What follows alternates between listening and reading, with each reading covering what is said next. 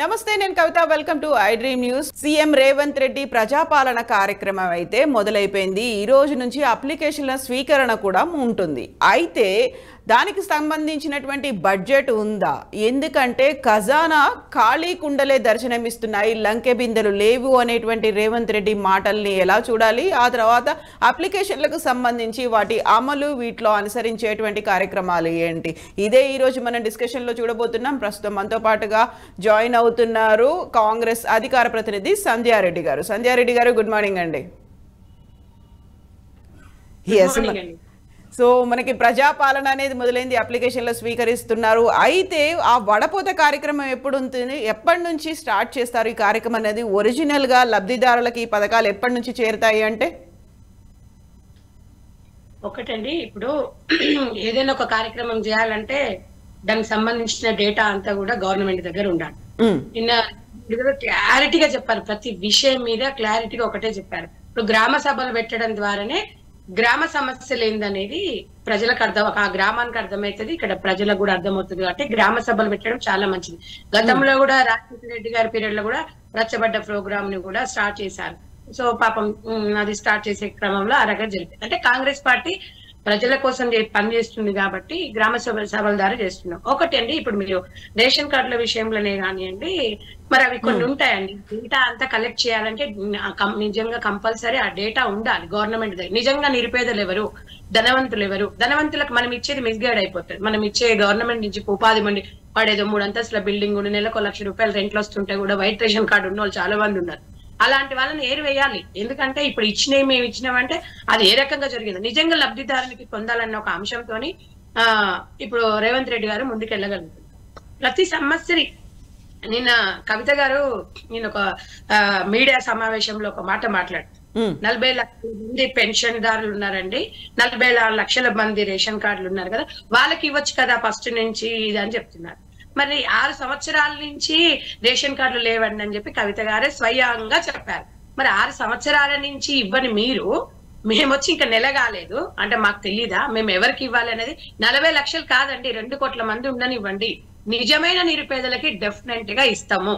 వాళ్ళ నోటు ద్వారా వాళ్ళే చెప్పారు. మేడం మీరు ఒక్కసారి అర్థం చేసుకోండి, బీఆర్ఎస్ ప్రభుత్వం ఎలా ఉంది అనేది మాత్రం డెఫినెట్ గా ఆమె క్లియర్ గా చెప్తుంది. వాళ్ళు రాక చాలా రోజులు అయింది అంటున్నారు, ఇప్పటివరకు పెన్షన్ లేదంటున్నారు, చాలా మంది పెండింగ్ లో ఉన్నాయి అంటున్నారు. అంటే మరి 1 నెలకి ముందు మీరే కదా పాలించింది, మీరే చెప్తున్నారంటే మీడియా సాక్షిగా అందరు అదే కింద మెసేజ్లు కూడా వాళ్ళు అదే చూసుకుంటున్నారు. అంటే మీరు ఈ రోజు వచ్చి మాట్లాడుతున్నారా? ఏ రోజు మీ ప్రభుత్వం ఉన్నప్పుడు మీ నాన్న మీద గానీ, మీ అన్న మీద గానీ, మీ బావ దగ్గరకు వచ్చి గానీ ఎప్పుడైనా తెలంగాణ సమస్యలు మీరు మాట్లాడలేదు, ఈ రోజు మీరు మాట్లాడుతున్నారా అనేది అంటే రాజకీయ లబ్ధి కోసం కాదమ్మా. ఇక్కడ ప్రతి ఒక్కరు నిరుపేద బలహీనమైన వర్గాల కోసం మాత్రం ఇది పనిచేస్తుంది. మీరు ఒకటమ్మా, ఈ రోజు రేషన్ కార్డు విషయంలోనే కానివ్వండి, రేషన్ కార్డుల ప్రక్రియ ఆల్రెడీ స్టార్ట్ అయిపోయింది. అందులో అన్ని కాలమ్స్ ఇస్తారు, వాస్తవంగా క్లియర్ గా ఇస్తున్నారు. ఇప్పుడు ఒక ఆమె నిజంగా ఒక కంపెనీలకు పోయి పని చేసుకుందంటే ఒక 15,000 వస్తాయి, ఆమెకు 2,500 అవసరం లేదమ్మా.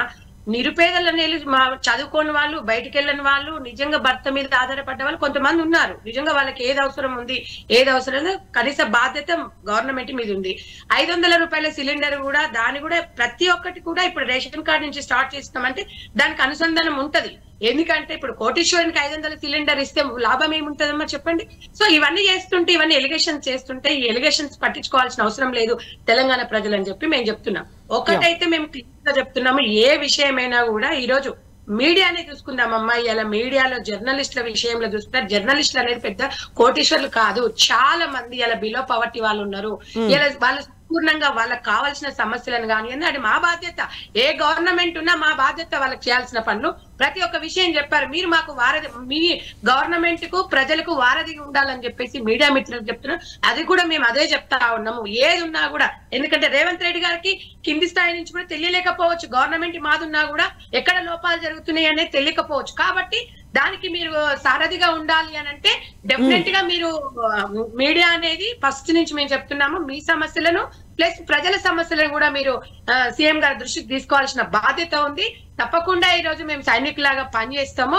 మేము ప్రతి ఒక్కటి మీకు ఇచ్చిన పూర్తి స్వేచ్ఛను మాత్రం మీకు ఇస్తామండి. గతం ప్రభుత్వం చేసినట్టుగా మీరు కనీసం ప్రెస్ మీట్ పెడితే కూడా కొన్ని ఛానల్స్ ఇట్లా తీసి పడేసిన రోజులు ఉన్నాయి. నా దగ్గర క్లిప్పింగ్స్ కూడా. బట్ ఇక్కడ సంజయ్ గారు ఒక చిన్న డౌట్ వస్తోంది. నిన్న ఇచ్చినటువంటి ప్రజాపాలనకి సంబంధించినటువంటి యాడ్స్ 2 పత్రికలకు ఇవ్వలేదు, వాటిని బాయ్కాట్ చేశారా? ఏంటమ్మా నాకు అర్థం కాలేదు. నిన్న ప్రజాపాలనకు సంబంధించి ఒక పేపర్ యాడ్ వచ్చింది, ఫ్రంట్ పేజ్ యాడ్ అయితే కనిపించింది. నమస్తే తెలంగాణ సాక్షికి మాత్రం ఇవ్వలేదని వినిపిస్తోంది, నిజమేనా? లేదమ్మా, ఇది ఇప్పుడు నేను ఒకటి నిదర్శనం ఏంటంటే, నిన్న ఒక అమ్మాయి వచ్చేసి ఇది ఒక సమస్య ఉంది, మేము ఇది ఉంది అని చెప్తే కేటీఆర్ స్పందించి 1,00,000 రూపాయలు ఏ రకంగా ఇచ్చారో ఇది కూడా అలాగే ఉంటది. భూతత్వంలో పెట్టి చూపిస్తున్నారమ్మా. మీరు అర్థం కాలేదు. రేవంత్ రెడ్డి గారు కానివ్వండి, మంత్రులు కానివ్వండి, మంచి మనసున్న వాళ్ళు. మేము కక్షలు తీర్చుకోవడానికి రాలే, ప్రజల కోసం ప్రజా పాలన కోసం వచ్చినాం తప్ప నమస్తే తెలంగాణ నమస్తే తెలంగాణ దాని గురించి సాక్షి అనేదానికి మాకెందుకుంటదమ్మా? ఇప్పుడు మీడియా పరంగానే చూడాలి తప్ప వాళ్ళు చూసుకుంటారు తప్ప వాళ్ళు చేసిన తప్పుడు మేము చెయ్యము అని చెప్పాం. గతంలో నాయకులకు కూడా చెప్తున్నారు, గత పాలకులు చేసిన తప్పును మీరు చేయొద్దు అని ఒక సీఎం గారు ప్రతి ఒక్క మంత్రులకు ఎమ్మెల్యేలు కూడా సూచిస్తున్నారు. ఇక్కడ ఎంపీటీస్ లాగా సర్పంచ్లకు కానివ్వండి, ప్రజాప్రతినిధులకు అందరికీ సైనికుల్లాగా మీరు పనిచేయండి. మనం గత పాలకులు చేసినట్టు చేస్తే వాళ్ళకి మనకు తేడా ఉండదు. కక్ష తీర్చుకోవడానికి రాలేదు, మనకు టైం లేదు. ప్రజలు విసిగిపోతున్నారు 10 సంవత్సరాల నుంచి. వాళ్ళకి ప్రతి ఒక్కటి కూడా ప్రక్రియ స్టార్ట్ కావాలంటారు. బడ్జెట్ అంటే ఇవన్నీ ఒక క్లారిటీకి వచ్చినాకనే కదమ్మా ఎంత డబ్బులు కావాలి సత్యంనేం ఆలోచిస్తాము. ఎందుకమ్మా మన తెలంగాణ రాష్ట్రము తప్పకుండా ఒక గాడిలో నడుస్తుంది. ఈ 1,00,000-2 లక్షల డబ్బులు కూడా ఎక్కడికి వెళ్ళినాయి, ఏం జరిగింది అనేది కూడా అన్ని బయటికి వస్తాయి. ప్రతి ఒక్క మంత్రులు నిన్న చూసిండు కదా, మనం ఎప్పుడు చూసినా ఒక కామెడీ, పాలమ్మినా పూలమ్మినా కట్టెలమ్మినా అని ఈ రోజు 40 ఎకరాల భూమిని కబ్జా చేసిన ఇవాళ మల్లారెడ్డి గారు లాస్ట్ మరి కట్టెలు పూలే అమ్ముకుంటారేమని ప్రజలు అంటున్నారు. ఇవన్నీ కామెడీ ఉన్నా కూడా నిజమా కాదా? ప్రతి ఒక్క కాలేజీకి ప్రతి ఒక్క నాయకులు ఎవరైనా కానివ్వండి, ఏ పార్టీ వాళ్ళైనా కానివ్వండి, ప్రజల సొమ్ముని తీసుకున్న వాళ్ళని తప్పకుండా కూడా మేము ఎవరిని కూడా వదిలిపెట్టే ప్రసక్తి లేదు. దాంతో అభివృద్ధి పథంలో నడుస్తాం. అభివృద్ధి నాపేసి వీళ్ళు చేసిన తప్పును బయటకు తీస్తామని కాదు, అదే నడుస్తుంటది, ఇదే నడుస్తుంటది. డెఫినెట్ గా సమీక్ష సమావేశాలలోనే ఇవన్నీ ఒక క్లారిటీకి వస్తాయన్న ఉద్దేశంతో ప్రతి ఒక్కరిని కూడా సంతోషంగా ఇలా ఒక సీఎం అంటే ఒక ప్రజలలో ఒక మనిషిని ఇలా ప్రతి జర్నలిస్ట్ ప్రతి సామాన్య మానవులు చెప్తున్నారు, ప్రతి సామాన్య ప్రజలు చెప్తున్నారు అసలు ఎంత సంతోషంగా ఉంది ఒక సీఎం చూడడం అనేది ఏందని. గతంలో మంత్రులకు ఎమ్మెల్యేలకు కూడా వాళ్ళకి పర్మిషన్ ఇవ్వని టైము, వాళ్ళకి ఒక టైం ఇవ్వని సీఎం గారిని చూసినాము. ఈ రోజు చూసినట్టే సామాన్యమైన ప్రజలు వైకి సీఎం గారిని కలుసుకుంటే అదే అని చెప్పి నిదర్శనం అని చెప్పి నేను తెలియజేస్తున్నానమ్మా. సంజయ్ గారు మనతో పాటుగా జాయిన్ అయ్యారు. కర్నే అరవింద్ గారు, బీఆర్ఎస్ పార్టీ అధికార ప్రతినిధి. నమస్కారం అండి అరవింద్ గారు. ఇప్పుడు ఖజానాలో లంక బిందెలు ఉంటాయనుకుంటే ఖాళీ బిందెలే దర్శనం ఇచ్చేలా ఎందుకని అంతా ఊడ్చుకొని వెళ్ళిపోయారు? నెక్స్ట్ వచ్చేటువంటి గవర్నమెంట్ కోసం అసలు ఖజానాలు లేకుండా ఎందుకు ఖాళీ చేశారు అలా? సో సంజయ్ గారు, అక్కడ ఖజానా ఖాళీ బిందెలే ఎందుకు దర్శనం ఇచ్చాయి, లంక బిందెలు అనేవి ఎందుకు లేకుండా పోయాయి అనుకుంటున్నారు? ఒక అంతకు ముందు ఉన్నటువంటి ప్రభుత్వం అంత లంక బిందెల్ని ఏర్పాటు చేసి మీకు ఇచ్చిపోతుంది అనేది ఎందుకు అనుకున్నారు మీరు అలా? ఎందుకు అనుకుంటామంటే ఇంత దరిద్రమైన పాలన ఉందని ప్రజలు మేము అనుకున్నారండి. మీరు ఒక చిన్న ఎగ్జాంపుల్ చెప్పింది మా రేవంత్ రెడ్డి గారు. పాపం ఆయన కాన్వాయ్ చూసిండ్రు కదా మీరు, కేసీఆర్ గారు కాన్వాయ్ ఎట్టుంటదో, ఒక కేటీఆర్ వస్తే ఒక సీఎం కేటీఆర్ మనవాడు వచ్చినా కూడా కాన్వాయ్ ఎంత ఉంటుందో అట్లా ఆర్భాటాలు ఇవ్వకుండా ప్రజల సొమ్మిని దుర్వినియోగం చేయకుండా ఆయన ఉన్న పాత వెహికల్ కొత్త వెహికల్స్ కొనొద్దని చెప్పిండ్రు. ఒక్కటే మీరు ఒకటి అర్థం చేసుకోండి, ఆ పాత దాంట్లోకే కొత్త కలర్లు వేసి దానిలో ఏమి రిపేర్లు ఏమని ఉంటే చేయండి, ప్రజల సొమ్ముని దుర్వినియోగం చేయొద్దంటే నిన్న మా రేవంత్ అన్నకు ఒక గవర్నమెంట్ ఎంప్లాయీ చెప్పిండండి, సార్ ఒక 22 వెహికల్స్ మేము కొన్నాము, దాదాపు 66 కోట్ల దాని విలువ ఉంది, విజయవాడలో దాచిపెట్టినాం, ప్రమాణ స్వీకారం అయితే తెద్దామని అన్నారు. అది నిజమా కాదనేది అది ఎవరి సొమ్ము, అది ఎందుకు దాచిపెట్టిరు? అరవింద్ గారు 66 కోట్ల ధనం ఒక ల్యాండ్ క్రూయిజర్లు 22 ల్యాండ్ క్రూయిజర్లు తీసుకెళ్లి మళ్ళీ విజయవాడలో పెట్టాల్సిన అవసరం ఏముంది? ఇంత లంకె బిందెలు లేకుండా ఖాళీ కుండలు దర్శనం ఇచ్చేలా దుబారా ఖర్చులు ఎందుకు చేయాల్సి వచ్చింది? ఒక ముఖ్యమంత్రి అంటే పక్క రాష్ట్రంలో ఉన్నటువంటి ఆంధ్రప్రదేశ్ లో విజయవాడలో పెట్టిరంట, అది దాదాపుగా 22 ల్యాండ్ క్రూజర్లు, అంటే దాదాపుగా 1 ఎకరం పైచిలుకు స్థలం అవసరం ఉంటది. అంటే ఎక్కడో దాచిపెడితే దాగేది కాదు కదా, ఒక చిన్న వస్తువు కాదు కదా మేడం. దయచేసి మాట్లాడేటువంటి క్రమంలో తప్పకుండా ఆయన కుర్చీ గొప్ప హుందా ఉన్నటువంటి పరిస్థితి, ఆయన కుర్చీ పెద్ద కుర్చీ, వాళ్ళ ఈ రాష్ట్రంలో అత్యున్నతమైనటువంటి కుర్చీ కాబట్టి ఆ కుర్చీలో కూర్చున్నప్పుడు తప్పకుండా వేరే రకంగా మాట్లాడితే వాళ్ళ క్షేత్ర స్థాయిలో ఉన్నటువంటి వాళ్ళు వేరే రకంగా మాట్లాడుకుంటారు మేడం. వాళ్ళ అది సాధ్యమయ్యేటువంటి పనేనా?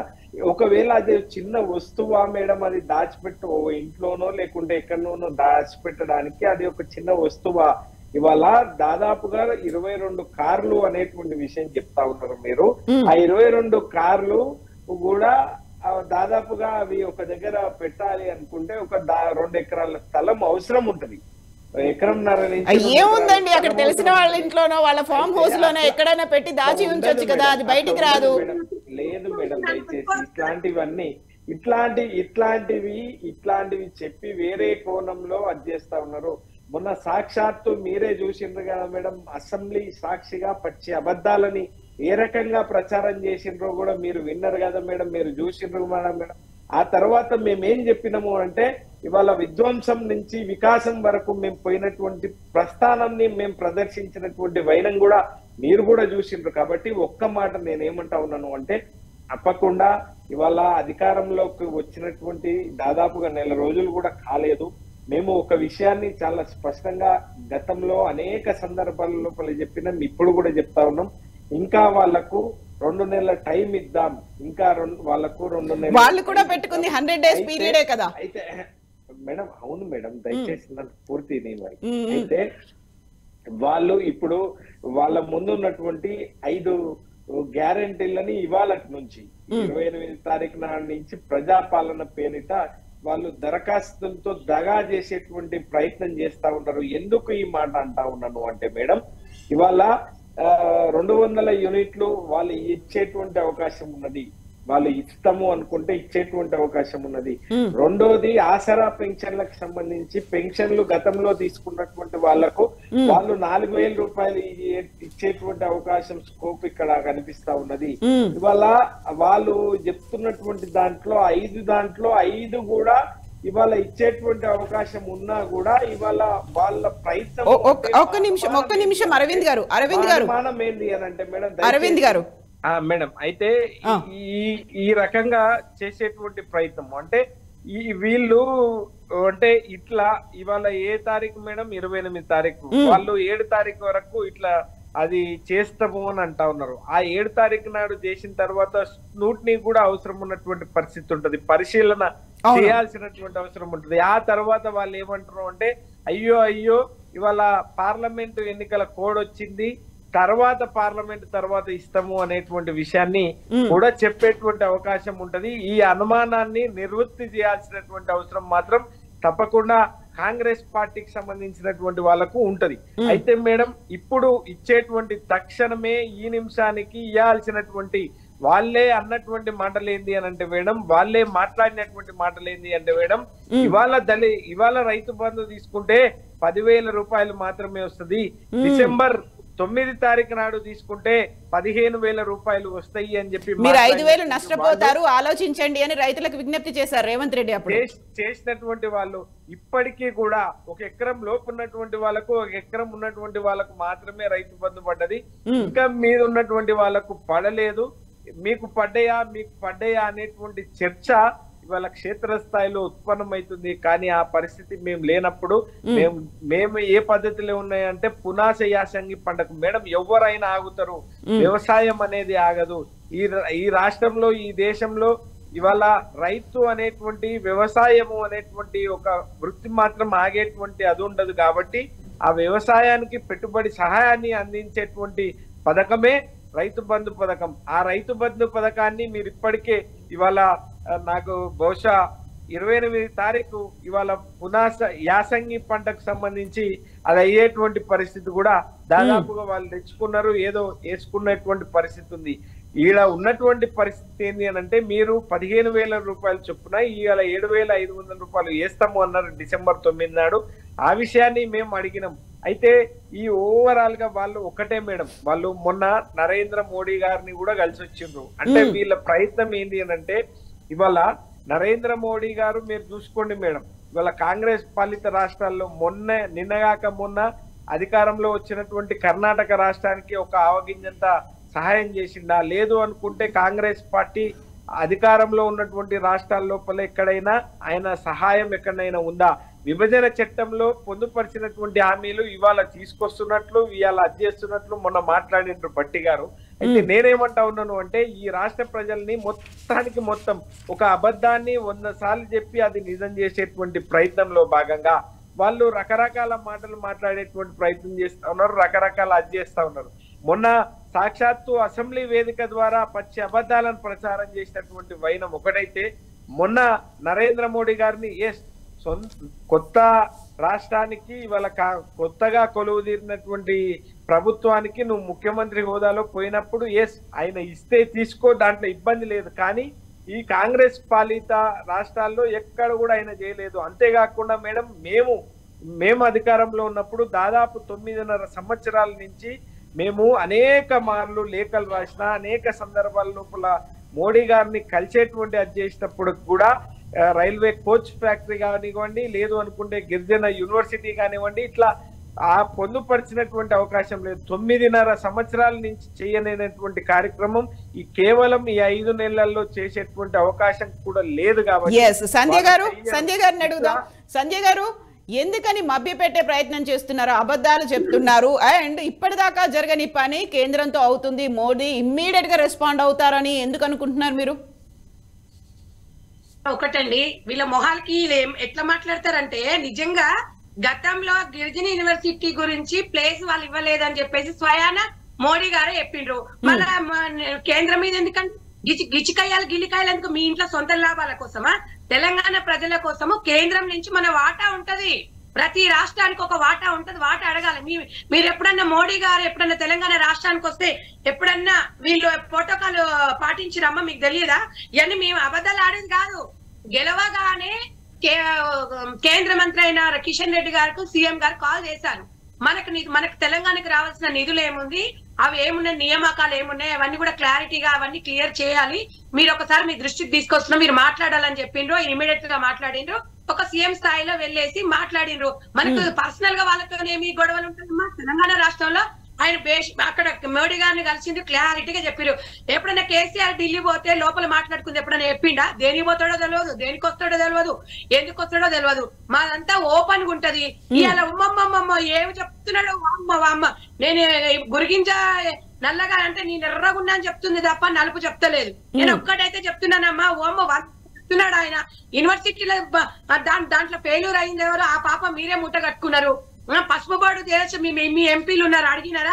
ఈ రోజు చెప్తున్నారు మీకు ఎందుకండి? మేము తెలంగాణ ప్రజల తరపున సీఎం గారు వెళ్తారు, భట్టి గారు వెళ్తారు, మేము మంచిగా వాళ్ళతో ఉంటాం అంటే, మొన్నటి వరకు మీరు అధికారంలో ఉన్నారు, వాళ్ళు ఉన్నారు, మరి అప్పుడు మీకేం అనిపించలేదా? మేము ఒక్కటి చెప్పగలుగుతా, నేను ఒక్కటే చెప్తున్నాడమ్మా.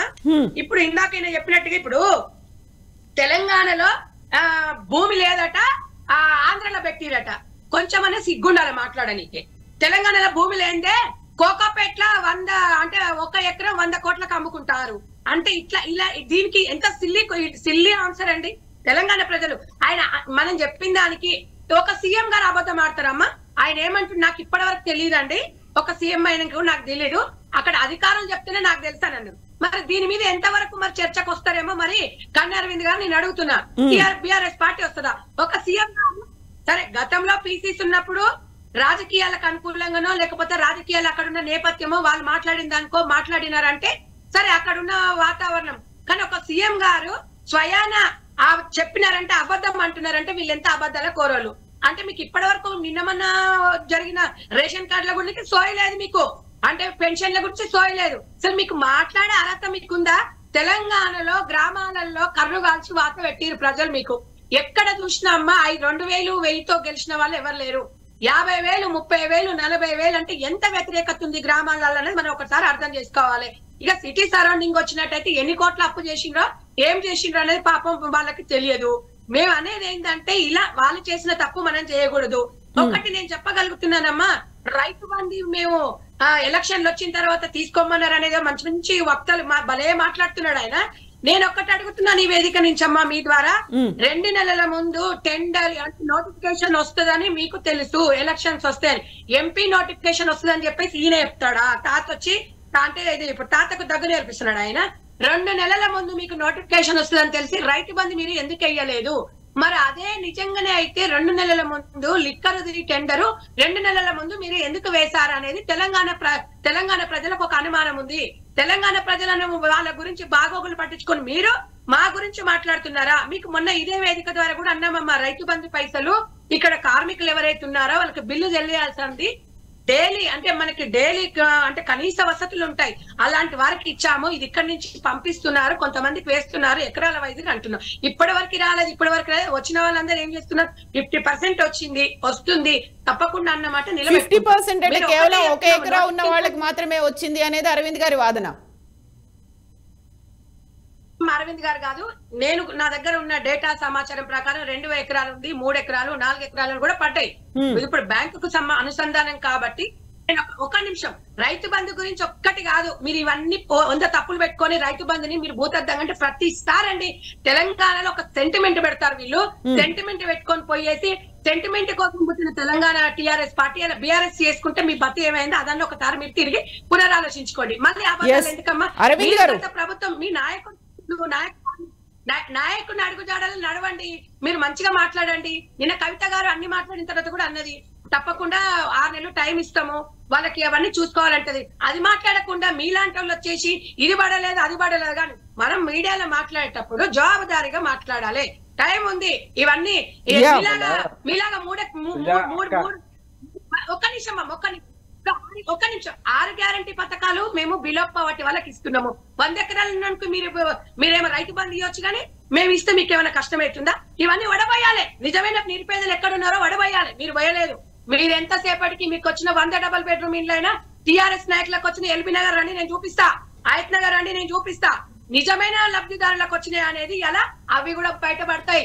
ఎందుకు తిన్నై కక్కాలి, నిజమైన పేదలకి ఈ ఫలాలు అందాలని మేము చెప్తున్నాం. అరవింద్ గారు మేడం, ఇవాళ తప్పకుండా కొత్తగా కొలువుదీరినటువంటి ప్రభుత్వానికి కనీసం 3 నెలల టైం అవసరము అనేటువంటి విషయాన్ని మేము మాట్లాడుతూ ఉన్నాం. మేము ఎక్కడ విమర్శిస్తలేము. దయచేసి మేము మాట్లాడినటువంటి మాట ఏంది అని అంటే మేడం, ఇవాళ ల్యాండ్ క్రూజర్లు కార్లు దాదాపు 22 వాహనాలు పక్క రాష్ట్రమైనటువంటి విజయవాడలో ఉంచిండ్రు అన్నారు. ఉంచితే విచారణ అంటే తీసుకురండి కదా, మీరు చూపియండి కదా అనేటువంటి మాట అడిగినాం. రెండోది మేడం, ఇవాళ నిన్న ఏదైతే ప్రజా పాలన కార్యక్రమాన్ని ప్రారంభిస్తున్నటువంటి సందర్భంలో ఆ చుట్టుపక్క ఆ పక్కకు శాంతకుమారి గారు మొత్తం ఐఏఎస్లు వాళ్ళు మాత్రమే, ఆఫీసర్స్ మాత్రమే ఉన్నారు. వాళ్ళతో పాటు 4-5 మంత్రులు ఉన్నారు మేడం.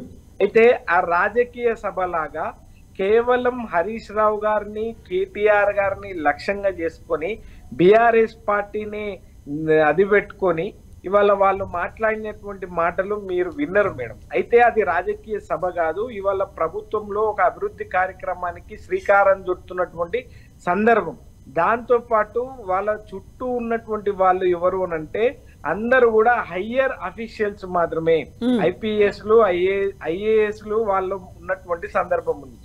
మేము ఈ మాటల్ని మీరు ఒకవేళ చేసేటువంటి కార్యక్రమము మేము అడుగుతున్నాం మేడం. ఎస్, ఇవాళ మీరు 5 గ్యారంటీల్లో విషయంలో భాగంగా ఇవాళ గృహలక్ష్మి అనుకోండి, లేదు అనుకుంటే ఇవాళ 500కి సిలిండరే అనుకోండి, లేదు అనుకుంటే ఇవాళ 200 యూనిట్లకు విద్యుత్తే కానివ్వండి, ఇవన్నీ కూడా పింఛనే కానివ్వండి, ఇవన్నీ కూడా కొత్తగా అవసరం లేనటువంటి సందర్భం ఉంది. ఇది తక్షణం మీరు ఇయ్యొచ్చు, కానీ ఇది ఎక్కడో మీరు తాత్సారం చేసేటువంటి అనుమానం క్షేత్రస్థాయిలో ఉన్నది అనేటువంటి విషయం మాట్లాడినాం. కానీ మేము విమర్శిస్తలేం దయచేసి అనేటువంటి. ఇవో మేము ఏమని వస్తా ఉన్నాయి అనంటే మేడం, దరఖాస్తుల పేరిట మరో దగా నేనా అనేటువంటి ప్రశ్న ఉత్పన్నమవుతుంది. ఎందుకు అనంటే, సరే రేషన్ కార్డులు, కొత్త రేషన్ కార్డులు అర్హులైనటువంటి వాళ్ళకి ఇవ్వండి, దాన్ని అందరూ స్వాగతిస్తారు. కానీ ఇవాళ చేసేటువంటి అవకాశం ఉన్నటువంటి, చేసేటువంటి స్కోప్ ఉన్నటువంటి పథకాలు ఉన్నాయి కదా, వాటిని మీరు కార్యక్రమాల్లో తీసుకోండి, ఇంకా టైం ఎందుకు అనేటువంటి విషయాన్ని అడుగుతున్నటువంటి నేపథ్యం ఉంది. అయితే తప్పకుండా మేము అక్క అన్నది కదా, పెద్ద మీకు మాకు పెద్ద తేడా ఏం లేదక్క. 1.8 అంటే 1.8 మాత్రమే ఓటు పర్సెంటేజ్ అనేది ఉంది. ఓటు పర్సెంటేజ్ దాంట్లోనే మేము ఉన్నాం. ఇది తాత్కాలికమైనటువంటి Indira is India, India is Indira అనేటువంటి ఆమెనే ఓడిపోయినటువంటి పరిస్థితి ఉంది. ఇవాళ గొప్పగా తెలుగు దాని మీద ఉన్నటువంటి ఎన్టీఆర్ గారు ఒక చిత్తరంజన్ దాస్ అనేటువంటి ఒక సామాన్యుడు ఓడిపోయిండు. ఇవాళ గెలుపోటములు అనేటువంటి ప్రజాస్వామిక ప్రక్రియలో సహజం, వస్తుంటాయి పోతుంటాయి. ఇవాళ నిన్నటిదానికి ఉన్నటువంటి వాళ్ళు ఇవాళ అధికారంలో ఉన్నారు, ఇవాళ అధికారంలో ఉన్న వాళ్ళు రేపు ఏమైతారో తెలియనటువంటి అది. అయితే ఇక్కడ కీలకమైనటువంటి మాటలు రేవంత్ రెడ్డి కూడా అన్నారు. గడీల పాలనలో నిరంకుశత్వం అనుభవించాము, ఇప్పుడు శ్వేతపత్రము, షాడో క్యాబినెట్లు ఇవన్నీ నిర్వహించాల్సిన అవసరం, పెట్టాల్సిన అవసరం ఏముంది అనేది. మీకంత మెజారిటీ ఇచ్చి 2 సార్లు ప్రభుత్వాన్ని ఏర్పాటు చేసినప్పుడు ఎందుకు నిరంకుశంగా వ్యవహరించారు? గడీల పాలన ఎందుకు చూపించారు ప్రజలకి? ఎవరు గడీల పాలన ఇవాళ నిజంగానే గడీల పాలన చేస్తే, ఒకవేళ అట్లాంటిదే అదైతే తెలంగాణ రాష్ట్రంలో ఈ రకంగా ఉండదు మేడం. దయచేసి మీరు అవునన్నా మీరు కాదన్నా, మీరు చెప్పినా చెప్పుకున్నా కూడా తెలంగాణ రాష్ట్రం 2014లో తెలంగాణ రాష్ట్రం ఏర్పడితే ఉమ్మడి ఆంధ్రప్రదేశ్ నుంచి మనం విడిపోయిన తర్వాత 2014 కంటే ముందున్నటువంటి పరిస్థితి ఏంది, 2014 తర్వాత ఉన్నటువంటి పరిస్థితి ఏంది, గీటురాళ్ళు ఉంటాయి మేడం. దయచేసి గీటురాళ్ళు ఉండేటువంటి పరిస్థితి ఉంటుంది. ఈ రాష్ట్రం ఏ రకంగా అదయింది అనేటువంటి కొన్ని గీటురాళ్ళని చూసుకునేటువంటి పరిస్థితి ఉంటది. కాబట్టి అన్ని సందర్భాల లోపల అది ఏ సన్నివేశమైనా కావచ్చు, అది ఏ సందర్భమైనా కావచ్చు, అది ఏ ప్రాంతమైనా కావచ్చు, అది ఏ రంగమైనా కావచ్చు, తప్పకుండా అభివృద్ధి చెందింది అనేటువంటి మాట మాత్రం ముమ్మాటికి వాస్తవం మేడం. తెలంగాణ రాష్ట్రం మన ప్రభుత్వం బీఆర్ఎస్ కేసీఆర్ గారి ప్రభుత్వం ఏది అనుసరిస్తుందో దేశం అది ఆచరించింది అనేటువంటి విషయం కూడా అక్కడ ఉన్నటువంటి కూడా తెలుసు. అయితే వినూత్నమైనటువంటి మానవీయ కోణంలో తీసుకున్నటువంటి అనేక పథకాలు కూడా ఉన్నటువంటి నేపథ్యం ఉన్నది మేడం. ఇవాళ ఒక గొప్ప విధ్వంసం నుంచి వికాసం వైపు పోయినటువంటి తీరు కూడా తప్పకుండా తెలంగాణ ప్రజలకు తెలుసు. కాకపోతే మేము ఎందుకు ప్రజలు ఇచ్చినటువంటి తీర్పుని శిరసా వహిస్తూ ఇవాళ ప్రధాన ప్రతిపక్ష హోదాలో ఉన్నాం. రేపు 3 నెలల తర్వాత ఈ గ్యారెంటీలన్నీ కూడా ఎందుకు కూడా అంటే, ఈ పక్క రాష్ట్రం ఒక అనుమానం కూడా ఇక్కడ ఏమైతుంది అని అంటే, పక్క రాష్ట్రంలో అగోగతి పాలైనటువంటి నేపథ్యం కూడా కనిపిస్తా ఉన్నది. కాబట్టి సరే ఇవి వేరే రకమైనటువంటి మాటలు తప్పకుండా మాట్లాడకూడదు. ఈ రాష్ట్రం మన రాష్ట్రం సుభిక్షంగా ఉండాలి, మన రాష్ట్రానికి అనేక వనరులు పెట్టుబడులు అందరూ వచ్చి ఈ రాష్ట్రంలో ఉన్నటువంటి యువతకు ఉద్యోగ అవకాశాలు రావాలి, మన రాష్ట్రం దేశంలోనే నెంబర్ 1 రాష్ట్రంగా కొనసాగాలి. అట్లా ఉండాలి అని అంటే అందరం సమిష్టిగా పనిచేస్తే మాత్రం తప్పకుండా అవుతుంది. దాంట్లో భాగంగా 3 నెలల టైము, దాదాపుగా 1 నెల రోజులు కావస్తా ఉన్నది. ఆ తర్వాత వాళ్ళు ఏ ప్రక్రియ అంటే, ఇక్కడ మేము ఒకటే అనుమానాన్ని వ్యక్తం చేస్తా ఉన్నాం. మళ్ళీ కూడా 7వ తారీఖు వరకు దానికి సంబంధించి 6వ 7వ తారీఖు వరకు ఈ ప్రజాపాలన దరఖాస్తుల స్వీకరణ ఉంటది అన్నారు. దరఖాస్తుల స్వీకరణ తర్వాత దాన్ని పరిశీలిస్తారు కూడా, స్క్రూటినీ కూడా తప్పకుండా ఉంటది. దానికి 2వ 3వ వారం రోజుల్లో టైం పట్టేటువంటి అవకాశం ముమ్మాటికి ఉంటది. ఉన్న తర్వాత తప్పకుండా ఇవాళ ప్రచారం కూడా జరుగుతా ఉన్నది. కేంద్ర ఎన్నికల సంఘం నుంచి ఇవాళ షెడ్యూల్ విడుదల చేస్తాము అనేటువంటి ఒక విజువల్ అది కూడా జరుగుతా ఉన్నది. అది ఒకవేళ వస్తే అది ఆ తర్వాత అయ్యే అవకాశం, ఆ తర్వాత చేసేటువంటి ఆస్కారం ఉండేటువంటి అనుమానం మాత్రం సంధ్య గారు అది ఎట్లా ఉంటది అనేది అది అండి, వేరేది ఏది లేదు. సంధ్య గారు, ఇప్పుడు కాలయాపన చేసే ప్రయత్నం జరుగుతుందా? మీకు కూడా తెలుసు పార్లమెంట్ ఎన్నికలు వస్తాయి, దానికి షెడ్యూల్ అనేది రిలీజ్ అవుతుంది, ఆ తర్వాత కోడ్ ఆఫ్ కండక్ట్ ఉంటుంది అనేది. ఇప్పుడు కొత్త రేషన్ కార్డులతో పాటుగా గ్యాస్ సబ్సిడీకి సంబంధించి మిగతా గ్యారంటీలకు సంబంధించి తీసుకుంటున్నటువంటి అప్లికేషన్ల స్వీకరణ, అక్కడ స్క్రూటినీ అనేది, ఫిల్టరేషన్, ఇవన్నీ తర్వాత అసలు లబ్ధిదారులకు వచ్చేసరికి అక్కడ కోడ్ ఆఫ్ కండక్ట్ కనిపిస్తే ఇంకా డిలే అయిపోతుంది కదా. ఒకటమ్మా, ఇప్పుడు మీకు ఇప్పుడు మీది మనది కదా, ఈసీకి సంబంధించింది ఎలక్షన్ కోడ్. మేమేమన్నా పార్టీ పెట్టమని చెప్పింది అమ్మ కోడ్. ఒకటి ఫిల్టర్ చేయండి, ఎక్కిస్తారమ్మా, ఫిల్టర్ చేయండి. 40 లక్షల కార్డులు అని చెప్తున్నారు కదా, అందులో ఎన్ని బోకస్ ఉన్నాయో తెలుసా అమ్మా? మేము చూపియాలి, అన్ని బయట పెడతాము, అవన్నీ ఫిల్టర్ చేయాలి. అందులో 10,000 బోకస్ వెళ్ళినా కూడా 10,000 మంది లబ్ధిదారులకు వస్తాయి. వీళ్ళు ఇష్టానుసారంగా బీఆర్ఎస్ నాయకులకు ఇచ్చుకుంటే వాళ్ళకి ఎందుకు ఇస్తామండి? మేము బిలో పవర్టీ వాళ్ళకి ఇస్తాము డెఫినెట్ గా. వాళ్ళు చెప్పింది మేము చెయ్యం, మేము బలహీనమైన వర్గాల కోసం మాత్రమే పనిచేస్తాము. ఇంకొకటి, వీళ్ళ దరిద్ర పాలనలో ఐపీఎస్ ఐఏఎస్ అధికారులు బలయ్యిండ్రు. మీరు చూడలేదమ్మా నిన్న ఎంతమంది? వాళ్ళు ఏమంటున్నారు, గత ప్రభుత్వం చెప్పింది మేము చేసినాం అంటారు. పాపం వాళ్ళు చదువుకున్న వాళ్ళు ఇలా వాళ్ళని మనం విమర్శించడానికి లేదు. కానీ చదువుకున్న వాళ్ళు కదా, ప్రజల పక్షాన మేము ఉండాలి, రాజకీయ పార్టీలు 5 సంవత్సరాలు 10 సంవత్సరాలు ఉండిపోతాయి అనేది వాళ్ళకు కూడా అనిపించలేదేమో. మరి ఇలా నిజంగా కూడా ప్రతి సమస్యని కూడా కలెక్టర్ ఆఫీసులలో వెళ్ళేసి ఎంఆర్ఓ ఆఫీసులలో వెళ్ళేసి సమస్యలకు వస్తే కూడా ఇలా కొంతమంది ఐఏఎస్ అధికారులు కూడా పట్టించుకునే పరిస్థితి ఉంది. అలాంటి జరగకూడదు అని చెప్పేసి రేవంత్ రెడ్డి గారు కొన్ని అర్జెంట్ కార్యక్రమాలు ఉన్నా కూడా పక్కన పెట్టేసి కలెక్టర్ సమావేశాలు ఏర్పాటు చేసిండు. డెఫినెట్ గా ఇది ప్రజలకు అందాలి అని చెప్పేసి. దాని గురించి కూడా మీరేం మాట్లాడారు? మేము ఒక్కటి చెప్తా ఉన్నాం, దగా ఏడ జరిగిందమ్మా, అప్పుడే దగా ఏడంగా జరిగింది వీళ్ళకు. అసలు మేము ప్రక్రియ స్టార్ట్ చేయలేదు, అప్పుడే దగా చేసేసి అప్పుడే రేషన్ కార్డులు ఇచ్చినామా? రేషన్ కార్డులు అనేది, పెన్షన్ అనేది, ఇంద్రమ్మ ఇండ్లు అనేది నిరంతరం ప్రక్రియ అమ్మది. వీళ్ళలాగా ఒక డెడ్ లైన్ పెట్టేసి కాదు. 6 సంవత్సరాల కింద ఇచ్చిండ్రు వీళ్ళు రేషన్ కార్డులు. ఏదో అప్పుడు స్టార్టింగ్ వచ్చినప్పుడు మేము ఇచ్చినే వాళ్ళు కంటిన్యూ చేసిరు. ఇది నిరంతరం ప్రక్రియ అని చెప్పేసి ప్రతి మంత్రి చెప్తున్నారు. ఇంకా సామాన్య మానవునికి ఇంతకన్నా ఎక్కువ ఊరట ఏం కావాలమ్మా?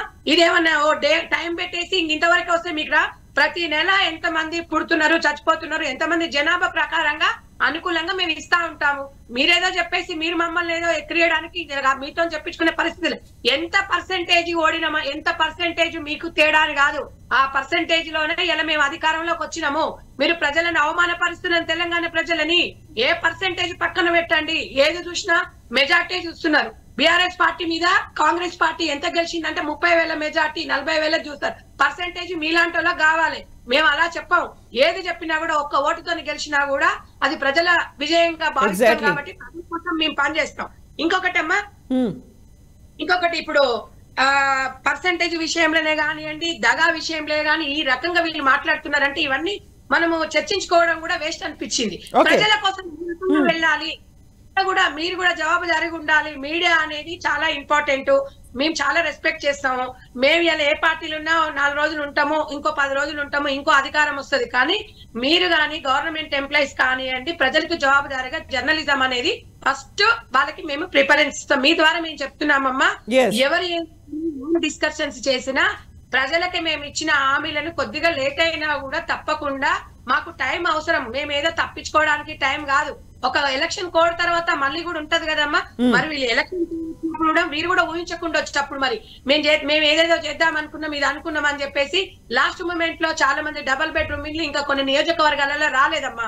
అవి వీళ్ళు తెలుసా తెలియక చేసినా మనకు తెలియదు. ఏది తెలిసి ఏది తెలియకపోయినా కూడా ప్రతి ఒక్కరు కూడా ఇలా కాంగ్రెస్ పార్టీకి ఓటేసినా, బీఆర్ఎస్ కి వేసినా తెలంగాణ ప్రజలకి జవాబుదారిగా కాంగ్రెస్ పార్టీ పనిచేస్తుంది. మేము ఇచ్చిన హామీలను నెరవేరుస్తాము. అది ఖజానా ఉందా లేదా, దాన్ని ఎట్లా మలుచుకోవాలి, ఎక్కడి నుంచి తీసుకురావాలి, ఏది ఫస్ట్ ఇవ్వాలి, ఏది నెక్స్ట్ ఇవ్వాలి, ఏది అర్జెంట్ ఉందా అనేది ప్రతి ఒక్కరు కూడా ఇప్పుడు మంత్రులు, మీరు మంత్రివర్గంలో ప్రతి ఒక్కరు కూడా అనుభవం ఉన్న మంత్రివర్గాలే వాళ్ళేనమ్మా. వాళ్ళు ఏదో కొత్తగా చేసే వాళ్ళకి ఏం తెలియదు అనేది కాదు. కాబట్టి అయితే సంధ్య గారు ఇక్కడ ఒక కీలకమైనటువంటి ఒక ముఖ్యమైనటువంటి ప్రశ్న ఏంటంటే నిరుద్యోగులకు సంబంధించి, నియామకాలకు సంబంధించి కేంద్ర రాష్ట్ర ప్రభుత్వాల మధ్య సత్సంబంధాలు లేవు అనేది ఒక ప్రోటోకాల్లో భాగంగా, లేకపోతే కటసీ కాల్ లాగా ప్రధానమంత్రి నరేంద్ర మోదీ దగ్గరికి వెళ్లారు, విభజన హామీల అమలు, రాష్ట్రానికి రావాల్సినటువంటి బకాయిల గురించి చర్చించారు. అయితే నియామకాల విషయం అనేది ఇప్పటికీ పెండింగ్ లోనే ఉంది. అక్కడ వాళ్ళు రాజీనామా చేసినప్పటికీ గవర్నర్ ఇంకా యాక్సెప్ట్ చేయలేదు. ఈ నేపథ్యంలో ఇది ఫర్దర్ గా డెవలప్మెంట్ ఉండాలి, సరికొత్తగా బోర్డుని ఏర్పాటు చేయాలి అనుకున్నప్పుడు, టీఎస్పీఎస్సీకి సంబంధించి బోర్డు, కమిషనరు, అక్కడ ఉన్నటువంటి మిగతా అందరినీ సభ్యుల్ని ఎన్నుకోవాలి అనుకున్నప్పుడు రాజీనామా చేసిన వాళ్ళని ఇంకా గవర్నర్ యాక్సెప్ట్ చేయలేదు. కాబట్టి తన దగ్గర కూడా వెళ్ళి కూర్చొని మాట్లాడుకొని ఈ సమస్యని ఒక సామరస్యపూర్వకంగా ఒక సెటిల్ చేసే అవకాశం ఉందా? ఎప్పుడు వెళ్తారు అసలు? ఒకటమ్మా, ఇప్పుడు తెలంగాణ రాష్ట్రంలో బీఆర్ఎస్ అమ్మాయంలో విద్యా వ్యవస్థ అనేది నిర్వీర్యం అయిపోయింది. తెలంగాణ రాష్ట్రంలో ఉంది విద్యా వ్యవస్థలో. ఇది టీఎస్పీ చైర్మన్ అనేది కూడా గతంలో ఎన్నిసార్లు పిల్లలకి అన్యాయం జరిగింది అనేది ఉంది. దాని గురించి కసరత్తు చేస్తున్నారు. నిజంగా నిరుద్యోగులకు సంబంధించిన విషయంలో ఎవరైతే కరెక్ట్ ఉంటారని చెప్పేసి ఇది ఆషామాషి ఇలా కేసీఆర్ మేనలునుకో, కేసీఆర్ అల్లునుకో, కేసీఆర్ బిడ్డకో అట్లా ఇచ్చే పదవులు కావమ్మా ఇవి. నిజంగా ఉద్యమకారులు, నిజంగా నిరుద్యోగులు, నిజంగా ఎవరున్నారు, నిజంగా వాళ్ళు ఎన్ని రోజుల నుంచి వెయిట్ చేస్తున్నారు అనేదాన్ని ప్రక్రియ నడుస్తుంది. ప్రతి అంశం కూడా మీడియా ముందు చెప్పి బీఆర్ఎస్ నాయకులకు చెప్తారమ్మా. నేను ఒక్కటే అంటున్నా, మీరు చెప్పింది మేము మంచి సలహా కవిత గారు. డెఫినెట్ గా జవాబుదారీగా ప్రజలకు ఉంటాము. నిరుద్యోగ సమస్య అనేది చాలా కీలకమైంది. తప్పకుండా ఆ విషయంలో చాలా క్లారిటీగా ఉన్నాము. యువత డిక్లరేషన్ మీద కానివ్వండి, మేము అడగని మేనిఫెస్టోలో పెట్టని విషయాలు కూడా మేము ఆలోచిస్తా ఉన్నాము. మెయిన్ గా ఇప్పుడు మేము యువతకు మేము ఏం చేయకపోతే రేపు రేపు మళ్ళీ మాకు తర్వాత అయితే ముందు ఉన్నాయి కదండి. ఎగ్జాక్ట్లీ, మళ్ళీ ఆ సమస్య అనేది మీకు రాకుండా చూసుకోవాలి. నీళ్లు నిధులు నియామకాలకు సంబంధించి ఎక్కువగా పోరాటం చేశారు, కోర్టులకు వెళ్ళారు. ఆ తర్వాత ఇప్పుడు మళ్ళీ మీ వైపు చూస్తారా? ఎందుకంటే ఫస్ట్ ఇయర్ లోనే 2 లక్షల నియామకాలు చేస్తామని అనౌన్స్ చేశారు కాబట్టి. లేదమ్మా, తప్పకుండా ఆ మాటకు మేము కట్టుబడి ఉన్నాం. ఇంకా నెల ఆడియో పోయిందండి, ఆడియో మ్యూట్ అయిందండి సంధ్య గారు. లక్షల మంది కూడా చాలా మంది ఉద్యోగ సమయం కూడా ఏర్పడింది కాబట్టి ఇంకా అవి కూడా ఖాళీ అవుతాయి. తప్పకుండా మేము ఇచ్చిన దానికి అనుగుణంగా మేము తప్పకుండా యువత కోసం పనిచేస్తాము. దాని గురించి మీరు ఎలాంటి ఇబ్బంది పడాల్సిన అవసరం లేదు. యువతకి కూడా క్లియర్ గా చెప్తున్నాము. కొత్తగా ఇప్పుడే వచ్చిన ప్రభుత్వం కాబట్టి అన్ని చూసుకొని మేము అన్నదానికన్నా ఇంకెక్కువ శాతం ఇవ్వడానికి, ఒకవేళ కొంతమందికి ఉద్యోగాలు రాని వాళ్ళు ఉన్నా కూడా వాళ్ళకి ఇండస్ట్రీల ద్వారా ఉపాధి పథకాల ద్వారా ఏ రకంగా చేస్తే మేలు ఉంటది, ఏ రకంగా చేస్తే వీళ్ళ కుటుంబం బాగుంటుంది అనేది తప్పకుండా న్యాయం చేసి తీరుతాము. తప్పకుండా మీరు చూడండి అమ్మా, ఇంకా 100 రోజులు చెప్పిండ్రు. 100 రోజులు ఆ లోపల మేము చక్కబెట్టుకునే ప్రయత్నాలు చేస్తున్నాము. ఇవన్నీ మంచిగా మాకు కొంచెం అలవాటు కావాలి. ఇవన్నీ మాకు అందుకే కలెక్టర్ సమావేశాలు జరుపుతా ఉన్నాము, ప్రతి ఒక్కరితో మాట్లాడుతా ఉన్నాము. ఏది ఎక్కడ ఉంది అనేది కొంచెం టైం పడుతుంది కాబట్టి కొత్తది కాబట్టి తప్పకుండా సమయం పాటించాలి. ప్రజలు ఏమాత్రం కూడా అసంతృప్తితో ఉండొద్దు. తప్పకుండా మీకోసం పనిచేయడానికి కాంగ్రెస్ పార్టీ వచ్చింది. సైనికులాగా పనిచేస్తాము. అధికారం ఉన్నా లేకున్నా, మిత్రపక్షం ఉన్నా ప్రతిపక్షం ఉన్నా ఏ పక్షం ఉన్నా కూడా ప్రజల పక్షాన్నే ఇలా కాంగ్రెస్ పార్టీ పనిచేస్తారు కాబట్టి కాంగ్రెస్ పార్టీ మీద పూర్తి విశ్వాసం ప్రజలకు ఉంది. ఆ విశ్వాసాన్ని మేము నిలబడుకుంటామని చెప్పి మీకు అందరు కూడా తెలియజేసి మీడియా ద్వారా చెప్తున్నాను. ఇలాంటి లైవ్ డిస్కషన్స్ నిజంగా నికాసుగా మీరు ఇలాగ పెట్టుకుంటూ పోతే నిజంగా ప్రజలకు కూడా ఒక ఊరట వస్తుంది ప్రతి ఒక్కరిని. ఎందుకంటే ఇది వేదిక అనేది చాలా ఇంపార్టెంట్. చాలా మంది మాట్లాడే వాళ్ళు ఉంటారు, చాలా మంది దగ్గర మెసేజ్ ఉంటారు, చెప్పుకునే అవకాశం ఉండదు. మీరు ఇలాంటి ప్లాట్ఫామ్ పెట్టడం మాత్రం నిజంగా సంతోషం అమ్మా. తప్పకుండా ఇలాంటి కార్యక్రమాలు పెట్టండి. తప్పకుండా మేము ప్రజల పక్షాన మేము ముందుకు వెళ్తూనే ఉంటాం. ఏ ప్రక్రియ ఉన్నా ఏది ఉన్నా కూడా యువతకి కానివ్వండి, ఇక్కడ మహిళా సాధికారత కూడా చాలా ఇంపార్టెంట్ కాబట్టి మహిళలకి ఆత్మవిశ్వాసం కల్పించేలా ఇలా తెలంగాణ గవర్నమెంట్ ఇలా కాంగ్రెస్ గవర్నమెంట్ పనిచేస్తుంది. మేము హామీ ఇస్తున్నాం. ఇలా రేవంత్ రెడ్డి గారు ఒక అన్నగా, ఒక తండ్రిగా, ఒక తమ్ముడిగా చిన్న ఏజ్ లో సీఎం అయ్యారు. ప్రతి వాళ్ళ విషయంలో కూడా ఆయనకు ప్రతి అక్కజల్లల విషయాలు కూడా తెలుసు, ఆయనకు అన్నదమ్ముల విషయాలు తెలుసు, ఈ నిరుద్యోగ పిల్లల గురించి తెలుసు, తెలంగాణ ఆడబిడ్డలు పడుతున్న కష్టాలు కూడా తెలుసు. కాబట్టి డెఫినెట్ గా అన్నకు చెల్లెళ్లకు మాట ఇచ్చిండు. చెల్లెళ్లకు అక్కలకు ఏం కావాలో కూడా ఆయనకి తెలుసు, తమ్ముళ్ళకు కూడా తెలుసు. ఆయన ఏదో పెద్ద కోటీశ్వర కుటుంబంలోకి వెళ్ళి రాలేదు. ఆయన ఒక రైతు బిడ్డ, సామాన్యమైన కుటుంబంలోకి వెళ్ళి ఒక రైతు బిడ్డకు వచ్చింది కాబట్టి ఆ కష్టాలన్నీ కూడా ఉమ్మడి మహబూబ్నగర్ జిల్లాలో ఆయన ఒక పేద కుటుంబంలో జన్మించిండ్రు. ఆయన పేదల కోసమే పనిచేస్తా ఉన్నారు. అంగు ఆర్భాటాలు ఎప్పుడు కూడా ఇష్టపడడు ఆయన. ఎప్పుడు మీరు చాలా సందర్భాలలో చూసినట్టయితే ఆయన ఏ పార్టీలో ఉన్నా కూడా అంగు ఆర్భాటాలకు ఎప్పుడు ఇవ్వడు. సింపుల్ గా వెళ్ళడము, సింపుల్ గా మాట్లాడడం, ప్రజలతో మమేకం కావడము, ప్రజల కోసమే ఆయన జీవిత లక్ష్యంగా పనిచేస్తున్నారు. అదే రకంగా కూడా మంత్రులు ప్రతి ఒక్కరు కూడా సహకరిస్తున్నారు. మంత్రుల విషయంలో చూస్తుంటే చాలా సంతోషం అనిపిస్తుంది. ప్రతిరోజు టీవీలలో మంత్రులు కనిపిస్తుంటే అబ్బా చాలా సంతోషంగా ప్రజలతో మమేకమవుతారు, వాళ్ళ టైం వేస్ట్ చేయకుండా.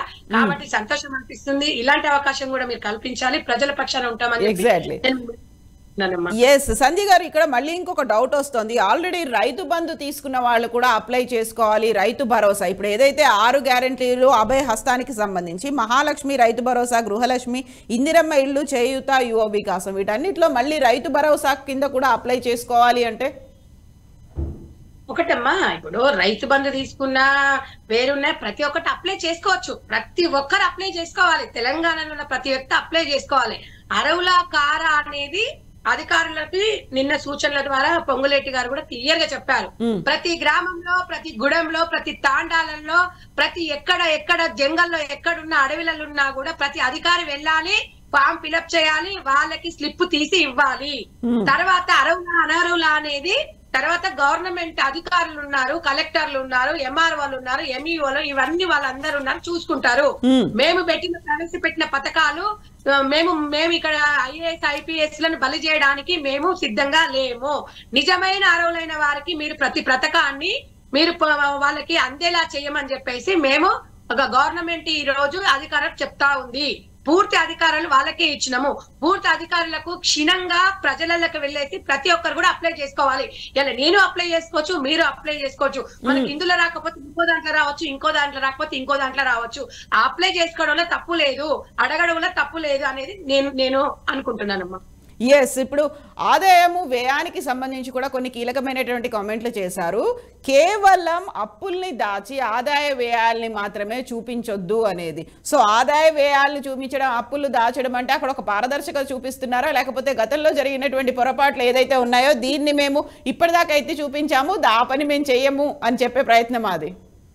లేదు కవిత గారు, వాళ్ళు చేసిన అప్పులు చూయించుకుంటూ అభివృద్ధి ప్రదంలో నడుస్తామని మీకు చెప్పాము. అభివృద్ధి అనేది ఎక్కడ ఆగిపోదు. మీరు చేసిన అప్పులకు దాన్ని ఏం చెయ్యాలి? ఇప్పుడు ఒక తల్లి దగ్గర కొడుకులు అప్పులు చేస్తారమ్మా, తల్లికి చెప్పరు. ఇప్పుడు తల్లి ఏం చేయాలి? ఇల్లు చక్కదిద్దాలి. చక్కదిద్దాలా వద్దా చెప్పమ్మా? ఏ రకంగా ఆలోచిస్తారు? ఇప్పుడు మన కొడుకుల వరకు తెలిసింది వేరుంటది, తల్లిదండ్రుల మీద బాధ్యత ఉన్నది వేరుంటది. వాళ్ళు ఎందుకంటే అనుభవపూర్వకంగా ఉన్నారు కాబట్టి ఎట్లా చేద్దామని మంత్రులతో సమక్షంలో కూర్చొని మరి ఈ అప్పు ఇంతకు ముందు చెప్పలేదు, మరి ఏం చేద్దాం ఇప్పుడు అట్లా అని చెప్పేసి మనం ఎగ్గొడదాం అనే విషయం కాదు కదమ్మా. మనం ఏదో రకంగా ప్రజలకు మనం మాట ఇచ్చినాం, చెయ్యాలి, దాన్ని ఎలా చేయాలి అనేది ఆలోచిస్తారు. వీళ్ళు చేసిన అప్పుల కోసం అని మేము ఎగబెట్టి లేకపోతే ప్రజలను మేము అబ్బెబెట్టి ప్రజలను మేము ఇబ్బంది పెట్టే పరిస్థితి కాంగ్రెస్ పార్టీ ఎప్పుడు రాదమ్మా. మీరు ఒక్కటి గుర్తుపెట్టుకోండి. డెఫినెట్ గా భరోసా కల్పిస్తాము. వాళ్ళు చేసే అప్పులు వాళ్ళు ఏం చేసిరు గతంలో, మళ్ళీ ఇంకొకడు ఇలా చేసిన ప్రభుత్వం, ఇలా చేసిన నాయకుడు ఎక్కడ నియోజకవర్గం తిరగద్దు. మీరు చేసిన ప్రతి ఒక్కరికి వీడు ఎలాంటి వ్యక్తి అనేది ప్రజలకు మీరు చూపిస్తాం. కాబట్టి ప్రజలలో ఇలాంటి వ్యక్తిని మీరు ఎన్నుకోకండి, ఇలాంటి వ్యక్తిని మీరు నమ్మకండి. ఎవరైనా కానివ్వండి మోసపూరితం. ప్రజలను నమ్మండి, ప్రజలు నమ్మించే ప్రయత్నం చేయము. మేము జవాబుదారీగా ఉంటాము. ఇగో ఇలా చేశారు మేము చెప్తున్నాము, నిజమా కాదనేది వాట్ అనేది వాళ్ళే. ప్రతి ఒక్కరు ఇలా ప్రజలు చాలా తెలివైన వాళ్ళమ్మా. ఇవాళ ప్రతి ఒక్క సోషల్ మీడియా ద్వారా ప్రతి విషయం ఇక్కడ ఈడంగా మీరు మాట్లాడుతున్నారు. ప్రతి సోషల్ మీడియాలో ఇప్పుడు నేను ఒక ఫేస్బుక్ లో పెడితే ఇప్పటికీ 400 మంది లైవ్ లో ఉన్నారు. అంటే ఎంత టెక్నాలజీ పెరిగింది, ఎంత మంది ఉన్నారు అనేది మీరు ఒకసారి ఆలోచించండి. ఈ మెసేజ్ ద్వారా ప్రజలకు చెప్తున్నాం. మీరు అడిగిన ప్రశ్న కూడా అభివృద్ధి జరుగుతుంది. వీళ్ళు చేసినవన్నీ బయటికి వస్తాయి. ప్రతి ఒక్కరు ఒకవేళ ఏదైనా తిక్క వేషాలు వేసిండ్రు అనుకోండి, రాత్రి పూట ఫైల్స్ ఎక్కపోయి దొంగల్లాగా దొరల్లాగా మధ్యాహ్నం పూట తీసుకోకుండా ఎవరికి ఉంటదమ్మా? మిగతా ఎమ్మెల్యేలు ఎందుకు ఎత్తుకోలేదు? ఈ 5-6 మంది ఎందుకు ఎత్తుకోవేయరు? ఇలా భయం ఉందే కదా. ఈ నైట్ పూట ఎత్తుకోవాల్సిన కర్మ మీకు ఎందుకు? మీరు ఒక ప్రజాప్రతినిధి అయ్యి, మీరు దొంగలు కాదు కదా, దొరలే కదా, మీరు ఎందుకు ఇవన్నీ చేసిరు? మీడియా విజువల్స్ కూడా ఉన్నాయి కదమ్మా. ఇంట్లో మేము అబద్ధం ఆడేది. కాబట్టి ప్రజలకు జవాబుదారీగా ఉండండి. ఉన్న రోజులు మంచిగా కాకితో కడవ దూరం కొనగా హంసతో 6 నెలలు ఉన్న 6 నెలలు మంచి పేరు తెచ్చుకోండి. ఎందుకు మీరు ఎట్లా భుజాలు దాడుకుంటారు? మేమే చేసినాం కాదు. తెలంగాణ ప్రజలు మీకు 2 సార్లు అవకాశం ఇచ్చారు. 10 సంవత్సరాలు మీరు ఏం చేసిరు? అవినీతి చేసినా, దొంగల దొరలు ప్రజలు కాదు కోర్టు నిర్ణయిస్తాయి. మనం అదైతే ఎంక్వైరీ అనేది అయితే ఇంపార్టెంట్ కదమ్మా. మా బాధ్యత అది. ప్రజల సొమ్ము అది. రేవంత్ రెడ్డి గారి సొమ్మో, బట్టి గారి సొమ్మో, లేకపోతే నా సొమ్ము మీ సొమ్మో కాదు. ప్రజల సొమ్ముని దుర్వినియోగం ఎందుకు అయింది? తిన్నది వాళ్ళకి కక్కాలి, లేదంటే దాని పనిష్మెంట్ ఏ రకంగా ఉంటది అనేది లా అండ్ ఆర్డర్ చూసుకుంటది. సో ఇప్పటికైతే డిపార్ట్మెంట్ల వైజ్ గా ఏ మంత్రివర్గంలో లేకపోతే అక్కడ ఉన్నటువంటి డిపార్ట్మెంట్లో ఉన్నటువంటి లోటుపాట్లు ఎన్ని ఉన్నాయి, అక్కడ ఎన్ని అప్పులు ఉన్నాయి, ఎంత బకాయిలు ఉన్నాయి అనేటువంటి లెక్కలు ఉన్నాయి, ఏ మంత్రి దగ్గర నుంచి ఆ డిపార్ట్మెంట్లో అధికారులకి ఎలాంటి ఆదేశాలు వెళ్ళాయి, ఇవన్నీ ఆలోచించారు. ఇవన్నిటి గురించి బయట పెడుతున్నారు. అట్ ద సేమ్ టైం ఎమ్మెల్యేలు, గతంలో ఉన్నటువంటి ఎమ్మెల్యేలు, వీళ్ళ మీద కూడా ఒక లెక్కలు అనేవి తీస్తుంటారా, తవ్వి తీస్తున్నారా? డెఫినెట్ గా అండి. ఎమ్మెల్యే ప్రజాప్రతినిధి, ప్రజల సొమ్ము. ఏ ఎమ్మెల్యే అయితే ఎవరైతే ఎంత పెద్ద తోపు అయితే ప్రజల ముందు చిరుస మనం వహించాలి. తప్పకుండా. మీరు తప్పు చేసిండ్రా, ఒప్పు చేసిండ్రా మేము చెప్పట్లేదు. మీరు దొంగలని మేము రాజకీయ నాయకులు ఎట్లా చెప్తారమ్మా? ఎవరైనా అది లా అండ్ ఆర్డర్ కోర్టు ఉంటది, సిట్టింగ్ జడ్జితోనే చర్చిస్తాము. వాళ్ళు చూసుకుంటారు. మనదేముంటది, ఎవరు చేసిన పనులు వాళ్ళు చేస్తారు. ఎంతటోళ్ళని ఎందుకు ఎమ్మెల్యే అయితే ఏమన్నా ఆయన పైకి లూసిపడ్డా? ప్రజల మనిషే కదా. గతంలో ఆయన ఆస్తి ఎంత, ఇప్పుడు ఎంత, ఆయన ఏంది, ప్రతి ఒక్కటి ఉంటది కదా డేటాలో. మీరు ఎమ్మెల్యేగా మీరు పోటీ చేసినప్పుడు ప్రతి ఒక్కటి ఉంటది. మీ ఆస్తులు ఎంత ఉంది, తర్వాత ఎంత ఆస్తులు ఉన్నాయి, ఏమున్నాయనే తెలుస్తుంది. పార్టీలకు పక్కన పెట్టండి. ఏ పార్టీ అయినా ఇలా మీరు అధికారంలో ఉండి ఇష్టానుసారంగా మీరు జేసీలను, కలెక్టర్లను బలి చేసిర్రు. ఎందుకు చేసిరు? అందరూ చేయలేదు కదా, అందరిని అనట్లేదు కదా. మేము 33 జిల్లాలు, ఉమ్మడి 10 జిల్లాలు ఉన్నాయి. ఆ ఉమ్మడి 10 జిల్లాలలో ఉన్న జేసీలు కలెక్టర్ ఆఫీసులు కట్టుకున్నారు, కలెక్టర్లను బలి చేసిర్రు. 2-3 బయటకు వస్తున్నారు. వాళ్ళ మీద ఎందుకు ఒత్తిడి? సిరిసిల్ల గాని, గజ్వెల్ గాని, ఇక్కడ సిద్దిపేట గాని, మిగతా దగ్గర ఎవరెవరు ఏం చేసినా బయటకు వస్తాయి. దానికి ఎందుకు? ఖమ్మం పువ్వాడ మంత్రి ఉన్నాడు, అన్ని అవినీతి చేసిందని చెప్తున్నారు. మన ఒక్కొక్క పేరు చెప్పినట్టు పోతే అది వాటి అనేది మాకు అనుమానం వచ్చిందని దీన్ని ఎంక్వైరీ చేయాల్సిన బాధ్యత అని ప్రజలకు జవాబుదారిగా మేము చెప్తున్నాం. మీరు ఎందుకు భయపడుతున్నారు? ఇప్పుడు తప్పు చేయనప్పుడు భయపడాల్సిన అవసరం లేదు కదా. ఏమన్నా చేసుకోండి అని నీ కాసుగా ఉండండి. తప్పు చేసినానికే భయం వస్తుంది, తప్పు చేసినానికే రోషం వస్తుంది. దొంగ దొంగ దొంగ అంటే నేను ఎందుకు దొంగ రాబు నాకెందుకు అనిపిస్తుంది. తప్పు చేసినానికే దొంగ అనేది భయం వేస్తుంది. అది జవాబుదారిగా ఉండాలి. దాన్ని ఏదో మేము చెప్తున్నాము అని అంటే అది ఉన్నది మేము చెప్పాము. తెలంగాణ ప్రజలకు మరి మేము జవాబుదారీగా ఉండాలి, అభివృద్ధి పథకంలో నడవాలి, మేము ఇచ్చిన హామీలు నెరవేర్చాలి, ప్రజలను గాడిలో ప్రజలు సుఖ సంతోషాలతో కాపాడాల్సిన బాధ్యత మా మీద ఉంది. మమ్మల్ని నమ్ముకొని ప్రజలు ఓటేసినప్పుడు తప్పకుండా ఆ బాధ్యత మా మీద ఉంది. మీరు 10 సంవత్సరాలు ఇచ్చిరు, ఆగండి, మా పాలన ఎట్లుంటది ప్రజలు చూస్తారు, ప్రజలు తిరస్కరిస్తారు. మీరు చూడలేదా? ఒక్కొక్క దగ్గర 7,000 8,000 ఇచ్చిండ్రు, అట్టర్లీ పోయిండ్రు. మీ దాంట్లో ఎవరైనా సరే ప్రజలకు తెలుసు ఎవరు ఏం చేస్తారు, ఏ గవర్నమెంట్ ఎట్లా అని. దాని మీద తప్పు పట్టద్దు. ఎలక్షన్స్ అయిపోయినాయి, కోడ్ వచ్చినా కూడా కోడ్ అయిపోయిన తర్వాత ప్రజలకు పాలనను అందిస్తాం 6 గ్యారెంటీలు. ఎలాంటి అందులో సందేహం ఉండొద్దు ప్రజలారా. మీకందరికి ఈ వేదిక నుంచి చెప్తున్నాను, ప్రజలకు ఇచ్చిన హామీలు నెరవేరుస్తాము. కూడా వస్తుంది కాబట్టి మీరు ఇబ్బంది పడాల్సిన అవసరం లేదు అని చెప్పేసి నేను తెలంగాణ ప్రజలను వేడుకుంటున్నాను. అయితే ఇక్కడే ఒక డౌట్ కూడా వస్తోంది. ఇప్పుడు ఖజానాకి సంబంధించి ఖాళీ కుండలే ఉన్నాయి, వాటిని మళ్ళీ లంకె బిందెలుగా మార్చాల్సినటువంటి తీసుకోవాల్సినటువంటి చర్యలు, ప్రణాళికలు, కార్యాచరణ ఎట్లుంటది అనుకోవచ్చు? తప్పకుండా వస్తాయమ్మా. ఇప్పుడు కొత్త పాత నీరు పోతే కొత్త నీరు వస్తుంది. ఇట్లనే ఆగిపోతుందా ప్రపంచం? ఇక రాదు, ఇక మొత్తమే ఉందా అమ్మా? అప్పులు ఉంటాయి, కష్టాలు ఉంటాయి, నష్టాలు ఉంటాయి, సాధకాలు బాధకాలు ఉంటాయి. దాన్ని ఎట్లా చేయాలనో తెలంగాణ ప్రజలు కూడా మమ్మల్ని అర్థం చేసుకుంటారు. అదే 2 రోజులు లేట్ అయినా సరే పాపం వాళ్ళైనా ఏం చేస్తారు, వాళ్ళు కూడా ఏమనుకుర్రు, 5 లక్షల కోట్లు అప్పే అనుకున్నారు, ఇప్పుడు 7 లక్షల కోట్లు, ఇంకా 2 లక్షల కోట్లు ఎక్కడ పోయినాయి అని చెప్పేసి తెలంగాణ ప్రజల ముందు కూడా పెడతాము. 4 రోజులు అయ్యేది 6 రోజులు అవుతుంది, అంతేగాని తప్పించుకునే పరిస్థితి అయితే ఏముండదు. దాన్ని ఏ రకంగా చేయాలి ఎట్లా అనేది, ఎందుకంటే తెలంగాణ అనేది గొప్ప రాష్ట్రము, ఆదాయం వనరులు ఉన్నది, దాన్ని ఎట్లా పెంచుకోవాలనే దానికి కొంచెం టైం పడుతుంది. కానీ తెలంగాణ ప్రజలు టైం అడుగుతున్నాము, ఆ దిశను వెళ్తున్నాము. అప్పటి వరకు వీళ్ళు మాట్లాడిన మాటలు మేము పట్టించుకోవాల్సిన అవసరం లేదు. ప్రజలకు జవాబుదారీగా మాత్రం కాంగ్రెస్ పార్టీ. కేంద్రం దగ్గరికి వెళ్ళారు, వినతులు విన్నపాలు అన్ని చెప్పేసి తీసుకొని వచ్చారు. వాళ్ళ దగ్గర నుంచి ఏదైనా అష్యూరెన్స్ వచ్చిందా? మోదీ దగ్గర నుంచి కనుక ఒకవేళ రెస్పాన్స్ లేకపోతే ఏం చేస్తారు అనేది క్యూరియస్ గా ఉంది. మోడీ గారు కూడా పార్టీలకు అతీతంగా పక్కన పెట్టినట్టయితే ఆయన ఎప్పుడు కూడా ఎవరిని కూడా విమర్శించడం అనేది సొంత లాభాల కోసం అనేది కాదు. మోడీ గారి విషయం తెలుసు, చాలా సంతోషంగా హ్యాపీగా మాట్లాడారు. ఆయన ప్రతి విషయం మాకు చెప్పండి, మీకు ఏం కావాలో తీసుకెళ్ళండి అని ప్రతిసారి చెప్పిండ్రు. వీళ్ళు పోలేదు, బీఆర్ఎస్ వాళ్ళు, వీళ్ళు అడగలేదు, మేమే అదే అని అనుకున్నారు. మేము అట్లా కాదు, గెలవంగానే సీఎం గారు వెళ్ళేసి మాట్లాడేసి వచ్చిరు. బట్టి గారు నెల కూడా కాలేదు. మేము ఎందుకు వాళ్ళతో గిల్లి కజ్జాలు ఎందుకు పెట్టుకుంటామమ్మా? ఇది ప్రజల మనోభావాలకు దెబ్బతీసిన విషయమే కదా. మనం వాళ్ళ రకంగా చేస్తే ప్రజల పక్షాన వెళ్ళాలి. సీఎం గా ఇలా తెలంగాణ రాష్ట్రాలకి కేంద్రానికి సఖ్యత ఉండాలి. లేకుండా 1 వేలో పోతే ఇగో ఇదే పరిస్థితి వస్తుంది. అక్కడ రావాల్సిన నిధులు వాళ్ళకు కూడా టైం ఇస్తాము, మేము ఇన్ని రావాలి అని చెప్పి వినతి పత్రం ఇచ్చేసి వచ్చినాము, మీరు హెల్ప్ చేయండి అని చెప్పాలి. వాళ్ళు కూడా మేము కేంద్రం నుంచి ఇంత నిధులు ఇచ్చినాము మీరు కూడా చెప్పుకోండి. మంచిగా ఎలక్షన్ల వరకే పార్టీలు ఉండాలమ్మా. ఎలక్షన్ల తర్వాత పార్టీలు పక్కన పెట్టేసి కేంద్ర రాష్ట్ర ప్రభుత్వాలు సఖ్యతతో ముందుకెళ్ళాలి. అదే దశలో వెళ్ళాలి తప్ప కక్షపూరితంగానే ఏం లేదు. మోడీ గారి మీద మాకు పూర్తి విశ్వాసం ఉంది. కొండా సురేఖ గారు కూడా చెప్పారు, మేము బీజేపీ పార్టీని మేము ఇవాళ మోడీ గారిని ఎందుకు బదనాం చేస్తాము, మేము వాళ్ళతో ఫ్రెండ్లీ ప్రభుత్వం లాగానే ఉంటాము, ఫ్రెండ్లీగా ఉంటాము, మాకు కావాల్సిన నిధులు తెచ్చుకుంటాము, తెలంగాణకు రావాల్సిన వాటా ఉంటది కదా అవి తెచ్చుకుంటాము, వాళ్ళని మేము ఎందుకు బ్లేమ్ చేయాలి అన్న ఉద్దేశం మాకు లేదు అనే విషయం కూడా కొండా సురేఖ గారు చెప్పింది. ప్రతి ఒక్కరు చెప్పి మేము కూడా అదే చెప్తున్నామమ్మా. అయితే ఇంకొక క్యూరియస్ అంశం ఏంటంటే, అవుట్ ఆఫ్ క్యూరియాసిటీ అడుగుతున్నా, 22 ల్యాండ్ క్రూజర్లని ఏం చేస్తారు? అక్కడ నుంచి తీసుకొస్తారా?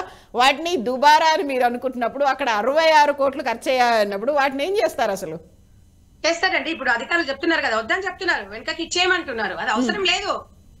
నాకు కాన్వాయ్ అవసరం లేదు, నాకు ట్రాఫికే ఆపొద్దు.